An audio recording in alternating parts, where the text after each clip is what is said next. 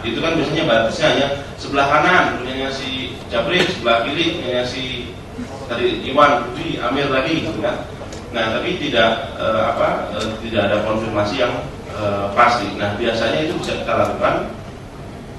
Ini yang saya pernah lakukan di Kalimantan Selatan. Itu beberapa daerah kepala badan sangat menguasai runutan histori dari transfer kepemilikan tanah.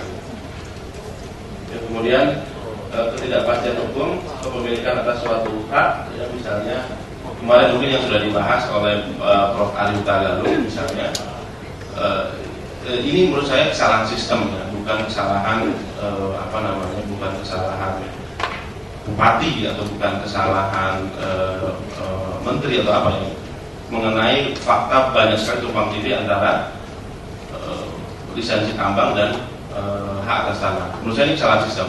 Jadi kalau memang pernah saya sampaikan di pertemuan sebelumnya, kalau memang ini adalah frequent event, ya, kenapa itu tidak direspon dalam undang-undang?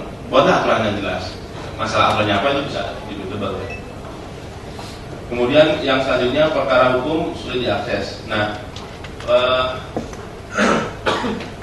biasanya kalau kita lakukan due diligence, kita membutuhkan yang kita sebut sebagai court clearance atau pernyataan dari pengadilan atau keterangan dari pengadilan bahwa perusahaan A atau individu A terlibat atau tidak terlibat dalam kasus hukum, baik itu perdata, pidana maupun tata usaha negara. Idealnya itu bisa kita jadikan pegangan. Tapi saya punya experience tidak hanya sekali, beberapa kali di beberapa pengadilan, tidak di Jakarta, di tempat lain, itu bisa dipesan, Pak. Jadi kalau misalnya kita datang ke sana, saya cari jalan itu agar cepat. Saya bukan cari jalan agar dibersihkan, saya cari jalan agar cepat. Tapi responnya, ini sebetulnya ada, Pak. Tapi Bapak maunya gimana nih? Kita terus ada apa nggak ada? Dia terus ada Pak. Jadi ini fakta ya. Saya waktu itu hanya keluarkan uang 1,5 juta, maksudnya untuk cepat, Pak. Tapi saya dapat tawaran bonus semacam itu. Nah, itu kejadian yang menimpa saya. Tidak menutup kemungkinan tawaran-tawaran itu kan juga terjadi, Pak. Dalam masing-masing di antara yang melakukan legal due diligence dan court clearance. Jadi tidak ada sebenarnya tidak ada database yang publik bisa mengakses apakah si A merupakan pihak terkait dalam sengketa atau bukan. Kemudian pernyataan dan jaminan bisa jadi tak berguna karena penjual kadang orang lokal yang besar.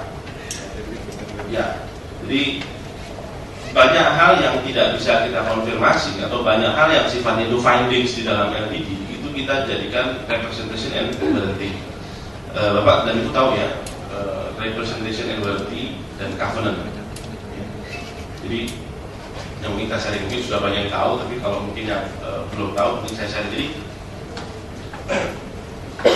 representation and warranty itu jaminan dan pernyataan. Covenant pun juga sebetulnya sama juga artinya. Tapi yang membedakan adalah rep and warranties itu jaminan yang diberikan untuk sebuah keadaan yang terjadi titik signing sampai ke belakang. Jadi sebelum signing ke belakang itu jaminan keadaan yang dijamin benar dalam sebuah perjanjian. Itu kita sebut sebagai rep and warranty, representation and warranty. Jadi kalau Bapak dan Ibu lihat perjanjian ada rep and warranty. Bedanya dengan covenant, warranty adalah keadaan yang dijamin sejak signing ke belakang, sebelum signing. Jadi rep and warranty tidak akan mengcover hal-hal setelah signing. Nah, saya sering membaca juga ada rep and warranty yang menjamin sesuatu yang belum terjadi. Nah, itu tidak rep and warranty, tapi covenant atau indemnity ya.